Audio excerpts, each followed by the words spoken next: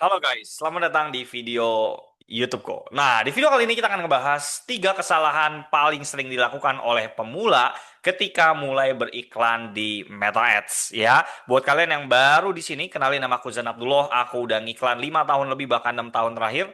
Dan alhamdulillah, alumniku ada yang berhasil ngomset puluhan juta, ratusan juta, bahkan miliaran pakai strategi Meta Ads yang aku ajarkan. Nah, di video kali ini aku pengen ngebahas apa sih ya kesalahan-kesalahan yang sering dilakukan oleh para pemula ya, karena 90% aku ngajar itu yang belajar pemula sehingga aku tahu kesalahan-kesalahan yang mereka sering lakukan. Tentunya macam-macam, tapi aku sering ketemunya kesimpulan beberapa hal berikut ini. Oke, nomor satu ya, nomor satu ini paling sering dilakukan yaitu apa teman-teman? Yaitu sosial media dia atau lebih tepatnya akun Instagram. Karena biasanya orang-orang yang baru mulai belajar ngiklan, dia belum mengetahui bahwa sebenarnya iklan ini akan tertembak ke orang yang tidak dia kenal. Ya, iklan ini ya orang itu akan mengkepoin akun IG-nya dia. Ya, sosial media tentunya banyak ya. Cuman kalau kita ngomongin konteksnya Facebook, kita ngomongin konteksnya Instagram, ya salah satu paling penting adalah akun IG. Nah, pemula yang sering aku temuin ya ratusan bahkan ribuan yang mereka baru mulai iklan, mereka nggak tahu ternyata akun Instagram ini harus dirapihin. Akun Instagram ini harus rame. Yang mereka lakukan apa? Seperti ini akun Instagramnya, ya, kosong, putih, bersih, melompong, gitu ya. Kadang nggak kayak gini, kadang mungkin udah ada isinya, tapi isinya IG pribadi. Ya, IG pribadi itu gimana? Ya, akun IG pribadi. Ya, jadi lebih kepada isinya tuh postingan-postingan foto orang lah bahasanya gitu. Yang dimana padahal sebenarnya yang dia lakukan, dia membangun akun Instagram ini ya tujuannya untuk berjualan. Tapi ketika dilihat postingannya isinya foto pribadi, ya kalau kita personal branding oke. Ya pun personal branding itu harus ada edukasinya.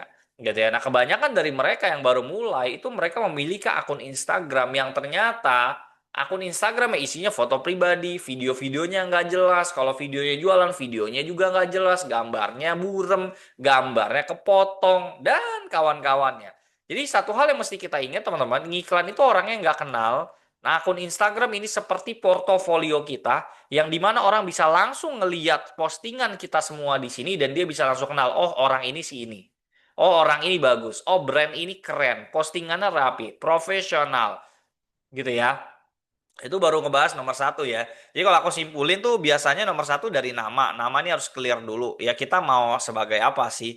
Sebagai personal branding atau misalnya kita pengen brand aja nama brand kita gitu kan. Lalu bio, ya kadang beberapa orang yang baru mulai dia nggak tahu. Oh ternyata Instagram tuh ada bio ya. Bio itu lebih kepada singkatnya kita lah ya. Singkatnya kita tuh apa? Ya link bio. Ya kadang di sini malah ditaruhnya Google Map gitu ya. Ya nggak salah sih, cuman kalau bisa dimasukin entah langsung ke WA, ya karena nggak semua orang itu mau nge-DM kita, bahkan mungkin nggak tahu DM kan, kita cari aman aja kan gitu. Ya bahkan highlight aja kadang ada yang nggak make. Jadi highlight ini ibaratnya kan kita kalau di Instagram nih buat story ya, buat story IG. Nah story IG yang udah lalu-lalu, dia tuh akan lari ke sini, gitu ya. Dia akan lari ke sini, jadi orang bisa ngelihat history postingan kita tahun lalu, 5 tahun lalu dan segala macam kita seperti apa mereka bisa lihat gitu ya, sehingga nanti yang terakhir adalah ini feed kita, entah posting reels, entah feed carousel, postingan biasa, ini semua harus rame ya, yang dimana apa yang kita posting di sini merepresentasikan apa yang memang lagi kita jual gitu. Itu kesalahan yang sering sekali aku temuin, dan apakah itu menjadi penyebab iklannya rugi? Tentu jelas. Kenapa? Karena orang yang tadinya udah tertarik dengan konten kita, dia jadi kabur. Gara-gara apa? Ya gara-gara ngelihat akunmu kayak penipu. Akunmu nggak meyakinkan gitu loh. Ya, nggak seperti konten yang kamu omongin. Nah, itu menjadi penyebab juga. Itu yang pertama ya, teman-teman ya. Lalu yang kedua, ya, yang kedua itu adalah mengenai sebuah konten iklan. Ya, teman-teman ya. Jadi konten iklan itu apa sih? Ya kan kita kalau ngiklan itu bikin video iklan nih, bikin kayak gini-gini nih, gambar-gambar nih, ya video-video kayak gini. Nah banyak dari teman-teman itu kontennya salah, ya kontennya salah tuh apa sih maksudnya ya. Jadi pertama yang kalau menurut aku yang termasuk dalam konten yang salah adalah kontennya terlalu mirip dengan sebelah, atau misalnya kita adalah sebagai reseller, kita adalah agent, adalah kita apapun lah, kita menjual produk yang mirip dengan banyak orang. Kita menggunakan konten-konten yang mirip juga dengan sebelah. Kita menggunakan kosakata juga yang mirip dengan mereka. Yang terjadi apa? Ya udah, customer itu nggak bisa melihat pembedanya kamu dengan yang lain gitu. Jadi kesalahan nomor dua yang paling sering aku temuin adalah orang itu menggunakan atau membuat sebuah video-video iklan maupun gambar-gambar iklan, tetapi videonya tidak ada sesuatu yang menarik.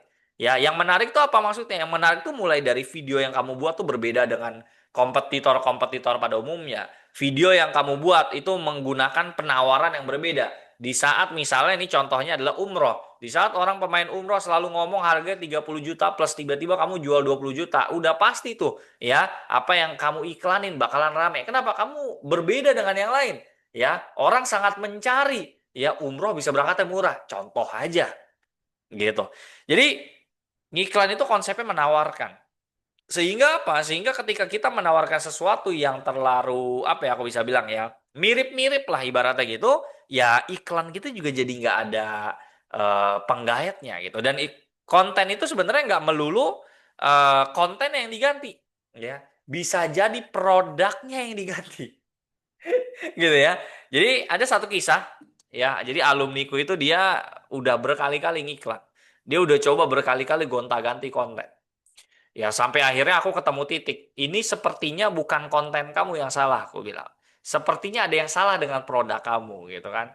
Habis itu aku coba saranin dia, coba besok diganti. Ya, coba besok dibenerin. Ya, jangan jualan produk ini, gitu kan. Jangan iklanin produk ini. Coba besok bikin konten baru, produk baru. Aku mau lihat. Ternyata apa yang terjadi? Yang tadi dia ngiklannya rugi udah ratusan ribu, nggak nyampe jutaan sih. Ya itu langsung flipping. Besokannya dia ngiklan 100 ribu langsung omset 8 juta. Ya jadi dia menjual sesuatu yang satuannya tuh 4 jutaan sekian lah.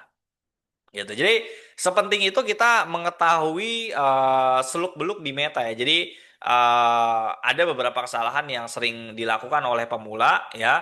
Tentunya adalah beberapa hal tadi ibaratnya kita. Oke. Nah, terus yang terakhir ya ini lumayan sering aku denger ya. Jadi orang itu yang ketiga adalah ngiklannya ngandelin apa teman-teman? Ngandelin boost post. Jadi kalau kita punya postingan di Instagram nih, itu biasanya ada penawaran ini nih. Kalau teman-teman lihat nih, tuh. Boost post namanya. Di Instagram maupun Facebook itu ada. Ya, kenapa aku bilang ini adalah sebuah kesalahan? Karena yang DM aku, yang belajar sama aku, komennya sama. Itu kenapa sih Mas saya pakai Buswas udah top up nggak jalan lah, error lah, inilah, ya hasilnya kurang oke lah segala macam gitu.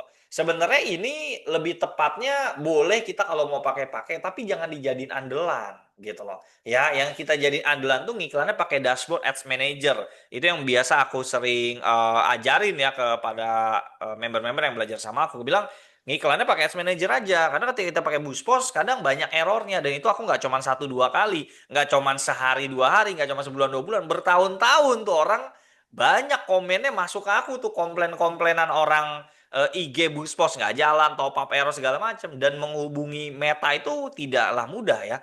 Jadi menghubungi pihak Meta itu tidak mudah teman-teman seperti itu. Oke, jadi saran aku kalau ngiklan ya, jadi jangan pakai ini kecuali kamu masih bagus sekarang nggak apa-apa lanjutin. Tapi harus mulai perlahan pakai Ads Manager. Ya itu biasanya yang aku ajarin di kelas-kelasku adalah kita fokusnya pakai dashboard Ads Manager, gitu ya. So teman-teman itu adalah tiga hal yang jangan sampai teman-teman lakukan ya kalau nggak mau iklannya rugi, iklannya boncos ya. Jadi silakan diperhatikan ya karena ngiklan ini berhubungan dengan top up duit, naruh-naruh duit. Jadi pastiin apa yang kita keluarkan memang semua sudah sesuai ya dengan cara-cara atau kurikulum yang sudah ada gitu ya. Dan tentunya kalau aku sih ketimbang kita nyari-nyari cara lebih baik belajar sama yang udah bisa gitu loh. Makanya aku punya kelas Meta, jadi kalau kamu belajar kamu bisa join. Aku juga dulu sama, teman-teman. Aku dulu bisa ngiklan itu bukan otodidak, bukan sering nontonin YouTube orang terus nonton gratisan terus aku bisa enggak. Aku ikut kelas, ya. Aku ikut kelas bahkan kelas termahalku waktu itu satu kelas ya, bukan rangkuman semua kelas. Ya itu 65 juta aku ikut satu kelas, teman-teman. Ya kenapa? Karena dengan kita belajar kita jadi lebih cepat bisa dan kita belajar sama yang udah tahu polanya gitu. Sesimpel itu sih aku gitu. Dan aku sekarang melakukan apa yang dulu mentor-mentorku lakukan lah, ibaratnya gitu. Jadi aku bisa sharing ke banyak orang bahwa ini loh yang terbukti cara mainnya seperti ini. Tinggal plug and play. Jadi kamu nggak perlu pusing-pusing nyari kurikulum belajar, nyari urutannya, mau nanya jawabnya semua udah bisa. Gitu ya. Kalau kamu pengen info lebih lanjut mengenai kelas-kelas aku, just cek link di deskripsi. Nanti kamu bisa lihat di sana kelas-kelasku yang ada, atau ya cek-cek di Instagram aku juga boleh. Oke? Itu aja video kali ini. Kita berlanjut ke video-video selanjutnya. Bye bye.